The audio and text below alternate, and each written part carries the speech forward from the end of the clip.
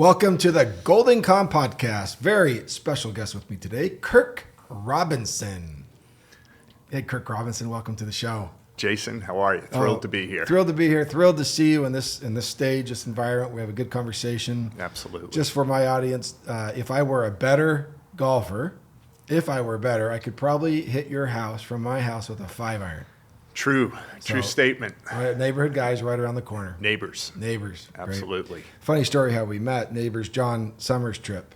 We met at a John Summers. That's right. We talked on a Thursday, found out we lived close to each other.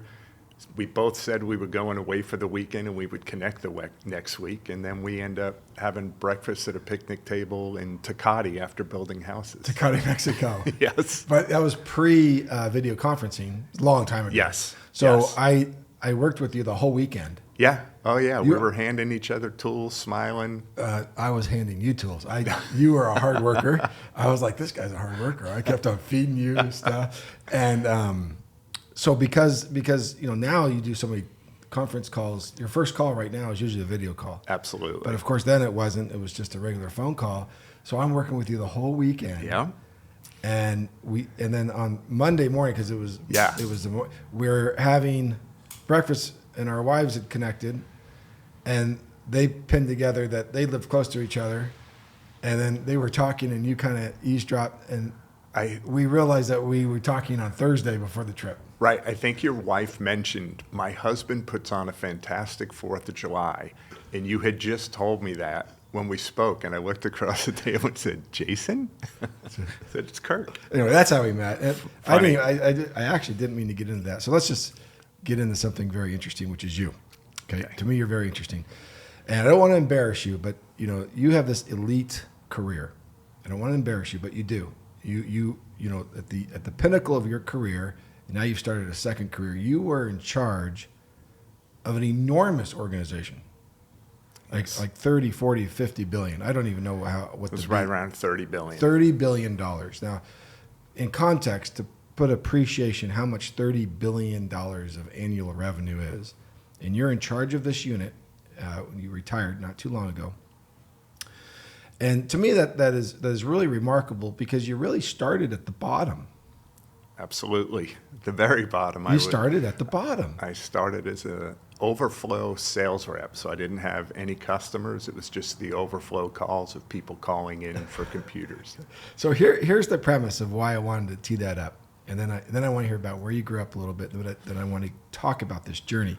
When you see people do these amazing things, and again, I don't want to embarrass you, but that's amazing, starting from the bottom, going all the way up in charge of a $30 billion company.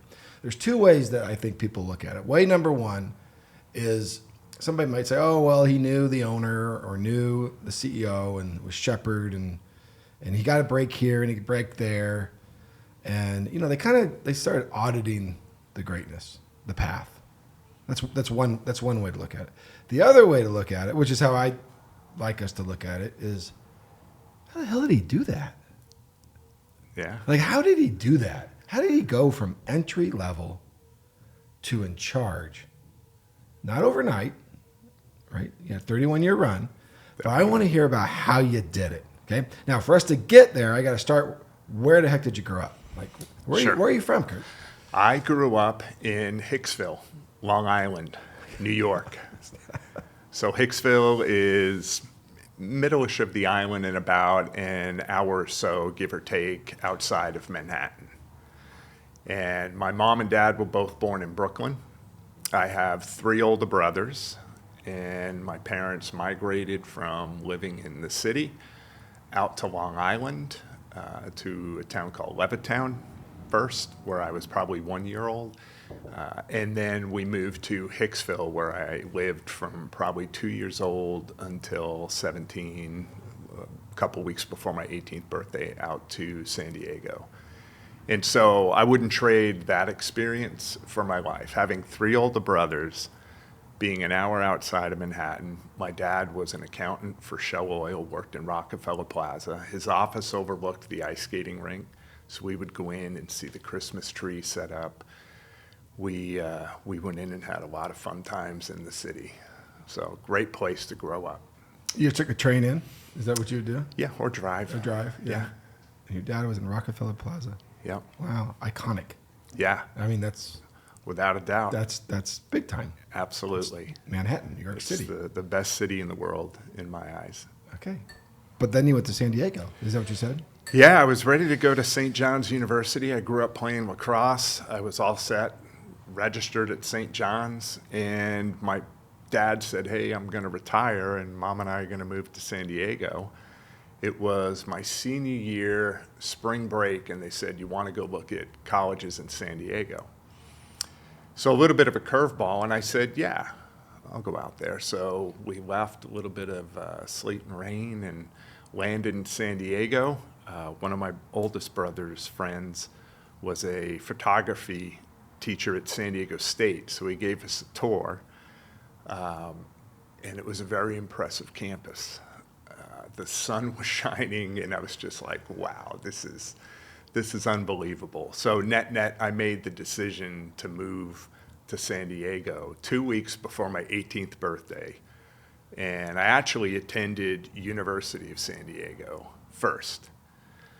Did a couple years there, went to a junior college to get my grades up, then went to San Diego State for almost 2 years. I was a psychology major, and the classes were impacted, and I couldn't get them. I got frustrated, and I said, I'll go back later.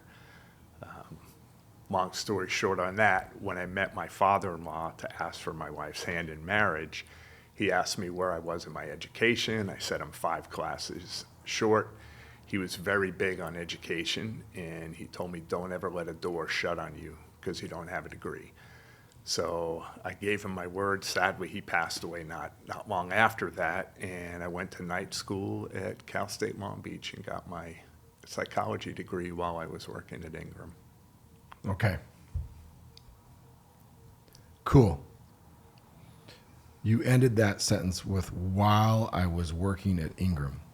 Is there any jobs in the between that we should talk about, or should we just move right to Ingram? No, it was a lot of fun years. Was it in San restaurant Diego, work, or bartending, valet parking? The construction. So this office job at Ingram is your first white collar job. Yeah, first Like big going to company. going to the office. Now, I will tell you, my oldest brother lived in the city when I was in high school. What's the city called? Manhattan? Manhattan. Okay, got it. He lived in Manhattan, worked in Manhattan. He was working for a radio station, started in the mailroom, which they probably don't even have anymore, and worked his way up to VP of sales. And I remember in high school going in to see him and going up to like the 60th floor, going into his office and looking over Manhattan. And he was having all this fun, contests and driving sales. And my oldest brother and I are quite similar in many ways. And the seed was planted. I always knew I want to be in a bigger company, and I think I could do what he does. So that was always in the back of my mind. It just took me a little while to get to that company. I had different jobs along the way, Right. as we mentioned. Yeah, well, hospitality stuff. Yes. I mean, you're in San Diego. Hello. Yeah. Yeah, so I got you. I also wouldn't trade any of that No, because okay. it made me who I was. All right, so then you put your big boy shorts on and you go get a real job. Yes. A real job. I don't want to say their jobs aren't real, but Yeah. they're not forming your career like this next one does. And then at Ingram, was it a newspaper ad? How did you get a job at Ingram Micro, which is at this point owned by privately owned Privately by owned. the Ingram family? Platinum Equity. Platinum Equity. Ingram family's been out a while. A little while. Okay, Yeah. what year are we talking? That they got out? Well, no, or- that you started. I started 1993, March of 1993. 1993, and Ingram is now owned in private equity. In 93, it was the Ingram family, It still was. and it was private. Got you. Yep. Got you. Okay. No internet, Not yet. no email, just Not yet. internal messaging. No. Yeah. Yeah. And they're selling fax machines? They're selling computer laptops, modems, WordPerfect, Lotus 123, Novell, companies that were the cream of the crop in 93, no longer around. Of course, Microsoft. DOS. Yeah. Windows 3.1. Right. Floppy disks. Floppy disks. Okay, so you're at the beginning, and what's your job here at this place? Starting out, it was Overflow sales rep. I don't know what that means. I sat at a desk with a phone, and my phone lit up like a Christmas tree because the sales reps that had customers couldn't handle the incoming calls, and they would flow over to us. And I would take those calls, and I was not knowledgeable in computers. It was trial by fire. I probably was one of the abusers of tech support, saying, what's an RJ45 cable and where does it go? So that was the beginning, and learning how to sell spiffed products where the vendors would say, $5 for every 5-pack of 3Com, NIC cards that you sold. So, in a very fun environment, very fun. Like there were vendors bringing in donuts and coffee stations, and there would be a happy hour just about every night. They would stamp your hand, and that was your ticket for the night. So before we were smart enough to do drink tickets and be a little more responsible. So the tech industry was booming. And when I started in '93, Ingram was somewhere around $2 billion. So a big company. It's already moving a lot of product. Right. $2 billion, privately held Ingram family. Yep. Okay. And you're doing Overflow sales and kind of liking it. Loved it. Yeah. I was having a blast. Yep. Okay. How long did you do that? Probably 6 months. Things were moving quick. What would happen, there was actually a gal who went out on maternity leave, and the Overflow reps would fill in. And I befriended the manager of that group. So when she came back. Who's the manager? Do you know? Mark Mahoney, one of my Mahoney. mentors. Sadly, he passed away at a young age, but such an influence on me and others in the way he led sales and the way he led people and the energy he brought. So he helped me then work my way up the ladder. And there were 2 ways that you can move. There's probably more than 2, but the primary ways are the ladder or the lattice. So you either go Overflow sales rep, account executive, senior account executive, blah, blah, blah, up sales, or the lattice, you can move around, which I did and we can get into, which is going to marketing, going into vendor management, and learning different areas of the company. Okay, cool. So then somebody goes out on maternity leave.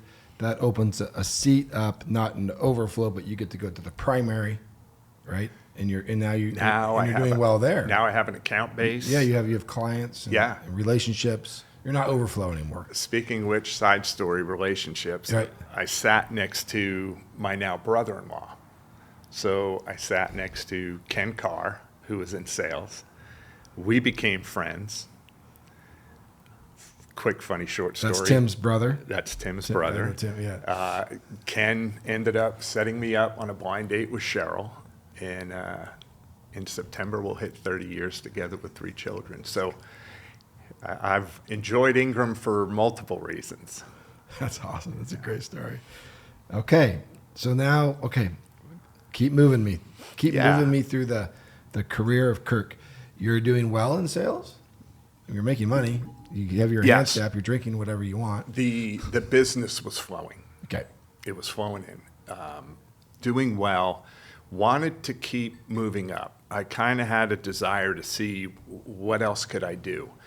I hit the point where after being a senior account executive where you're handling the largest accounts, I knew I wanted more, but the next step was management. And in order to be in management, you had to do public speaking.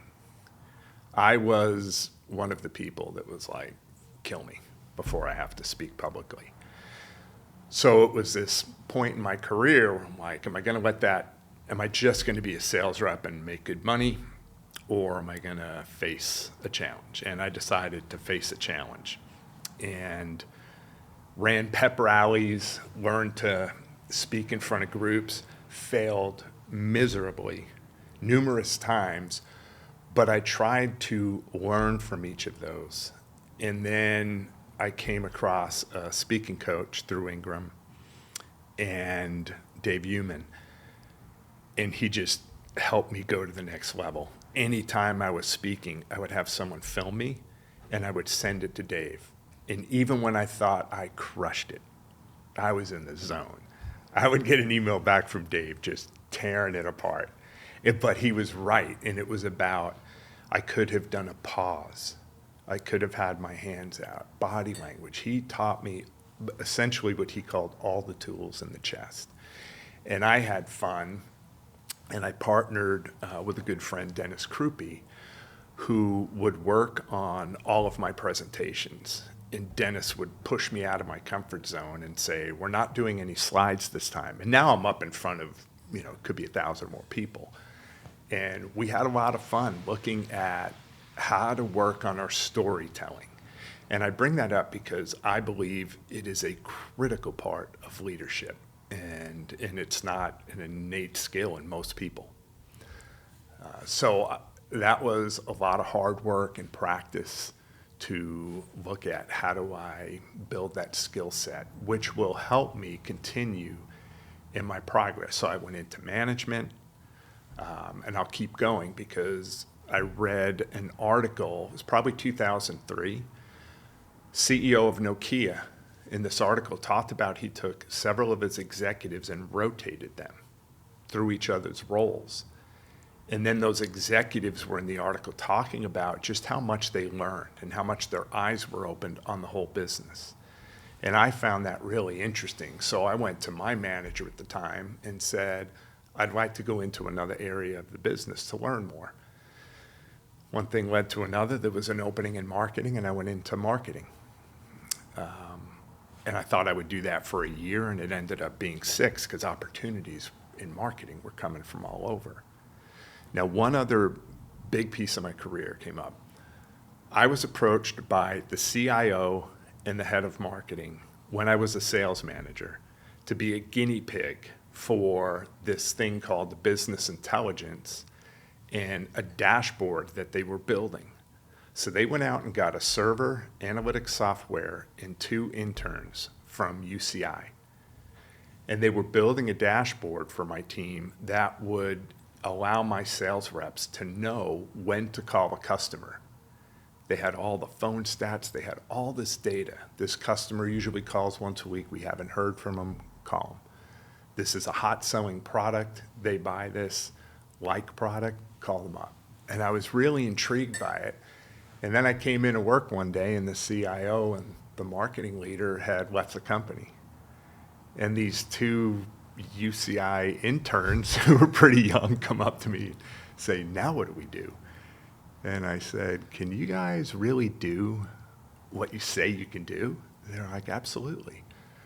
So I took a chance. I went to the president of North America, who was many levels above me. I was a little nervous talking to him. And I said, I think we're onto something with our data. Will you give me a little leeway to build a team? And he did. And I was reading as many books as I can. One of them was Competing with Analytics by Robert Davenport. Fantastic book that talked about Harris Casinos, some of the credit card companies, and how they use their data.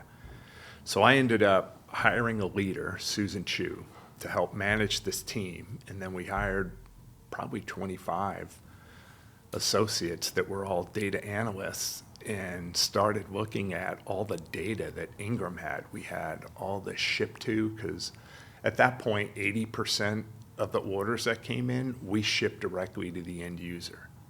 So we knew what type of technology was going into the different types of end users. And even the vendors didn't have that. So it was very valuable and a great learning curve. And I had to meet with BI leaders at Apple and HP, and these guys had like PhDs in analytics or different things. And here I am with my psychology degree saying, hey, I think we're sitting on a mountain of data that might be worth something. So But you have Susan Chiu.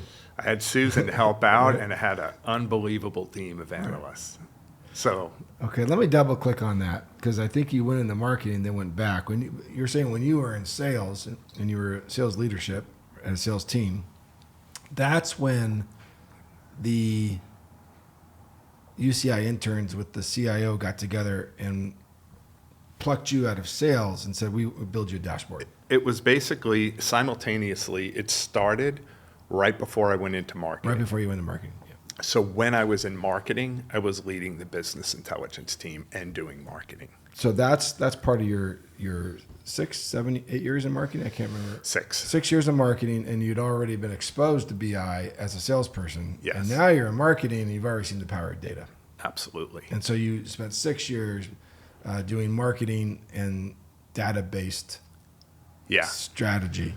One other thing I learned when I made the move to marketing, not a lot of people were doing that. I didn't know it. I didn't make the move because I thought people above me would appreciate what I was doing, but that's what happened.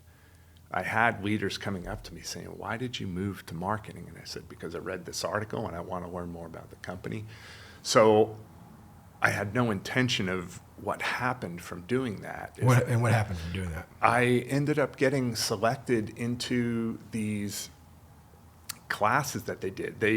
Ingram Micro teamed up with the UCI and pulled probably 20, I'll call it leaders globally, and we did a week at UCI with the UCI teachers.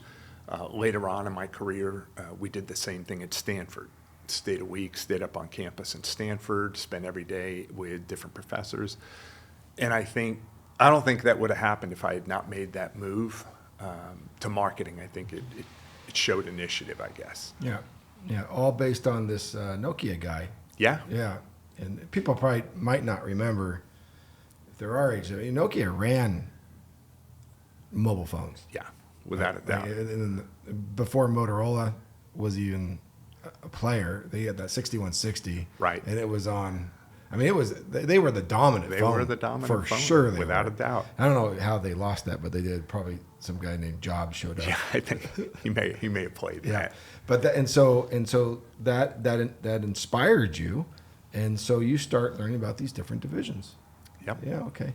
So now you're at these executive level. Are you an executive at this point when you're at this UCI, Harvard? Are these emerging executives? Yeah, both. Both. I would say, I don't know where you define executive, but I was probably director level.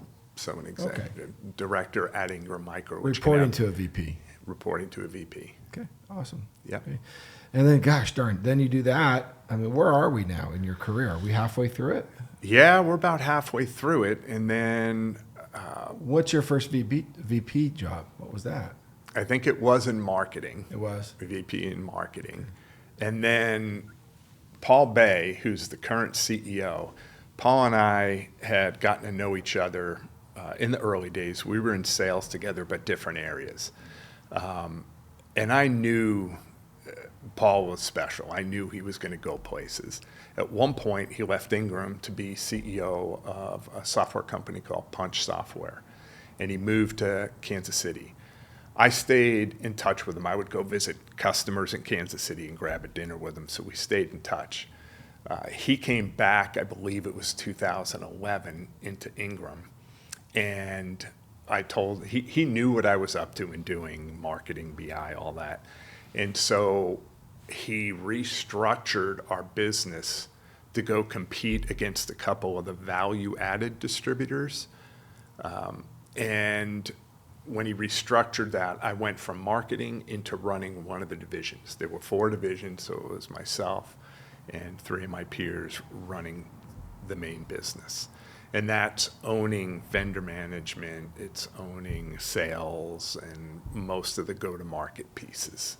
So that was kind of the next level up, where now I'm running multiple billions of dollars. Mm-hmm. Okay. And then from there, I want to get into what you're doing today also. So you get promoted again after that. I did. I knew Paul was, I told Paul, you keep doing what you're doing, I'll keep doing what I'll do, and I'll make it easy for you to promote me. And I set my sights on that. And the next big promotion was running the U.S. business. It's the biggest piece of the business at Ingram.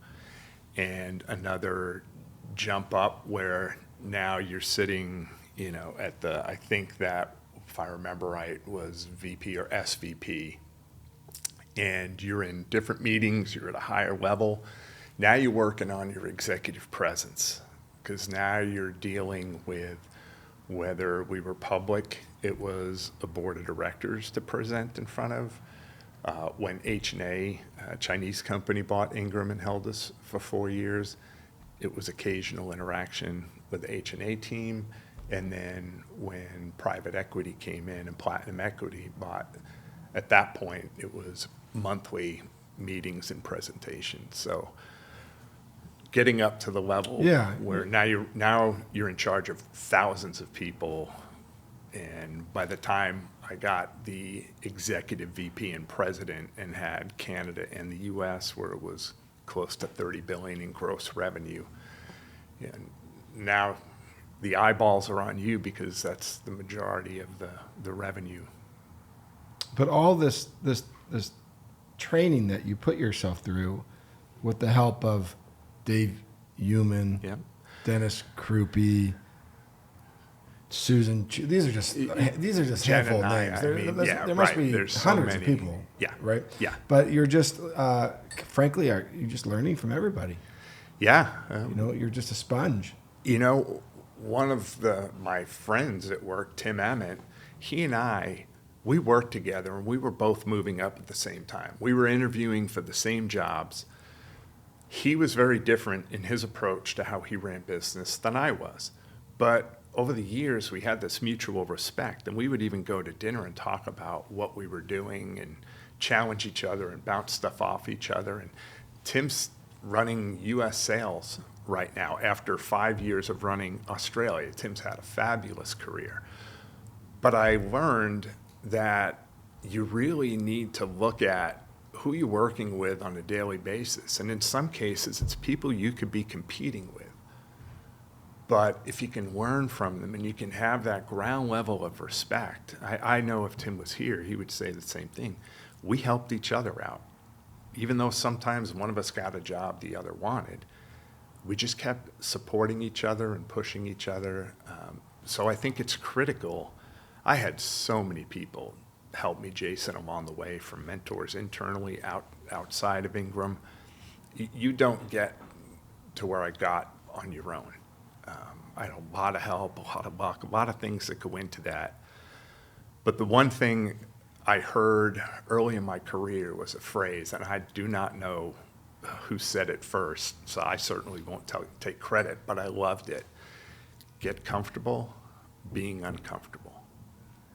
Because if you want to grow anywhere in your personal life, your health, spirituality, anywhere, you're not going to grow if you're comfortable. Get comfortable being uncomfortable. Yep. Can we segue now into what you're doing post Ingram? Yes. Why don't we do that? Sure. Because I've seen that line. Yeah. So now you're an executive coach. I am. I left Ingram after 31 years. I had achieved everything I wanted to. And I had made it clear to my boss, Paul, that I was probably going to leave in a few years prior to when I did. And when I was 61 years old, 31 years at Ingram, I knew I had more I wanted to do. And I was ready for a little break. I was on a lot of planes for 30 years, and I was ready to take a breather. So my wife, Cheryl, and I'll just segue quickly, I would never have achieved any of what I'm talking about without Cheryl. While I was on planes, going to nice dinners and having fun and this and that, she was at home raising the kids, keeping the family straight.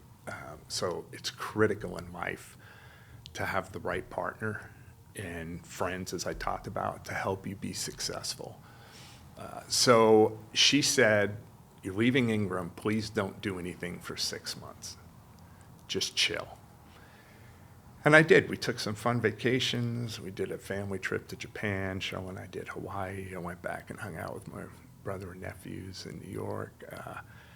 And I just thought about what exactly I wanted to do. And I pretty much knew what it was. I had had so much fun in my career challenging myself to see what I could accomplish.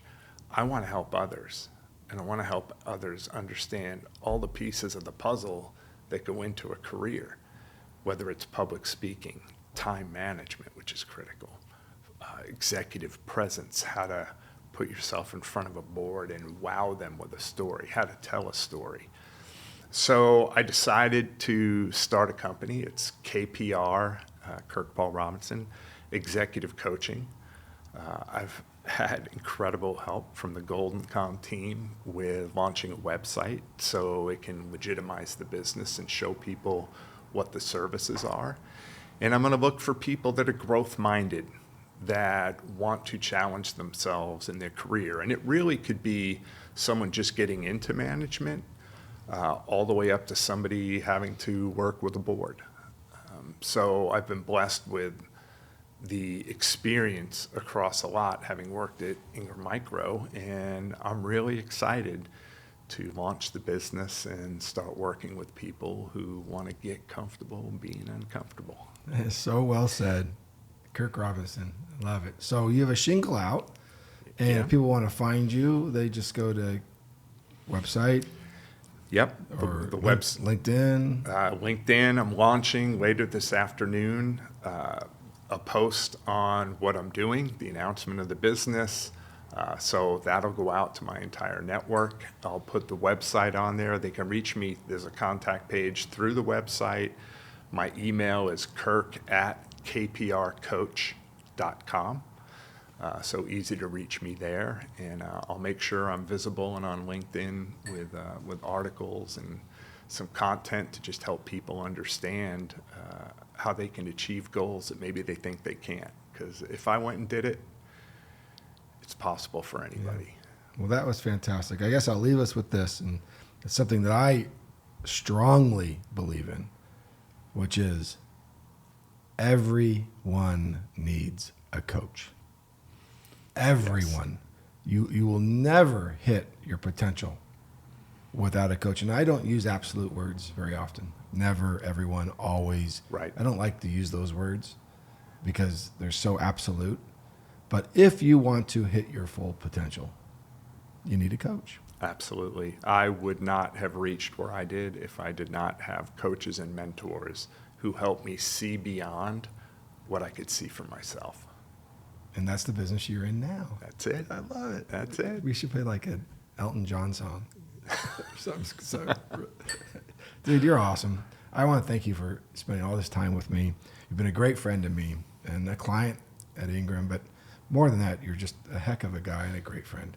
Well, it goes both ways, Jason, the help you're giving me, your team with the website, and just your guidance when we grab a cup of coffee and talk about life. I can't thank you enough. All right, man. I'll see you in here. I'll see you around the corner. Yeah, all right. sounds good. Thanks for everything. Thanks, Jason. Yeah, you bet.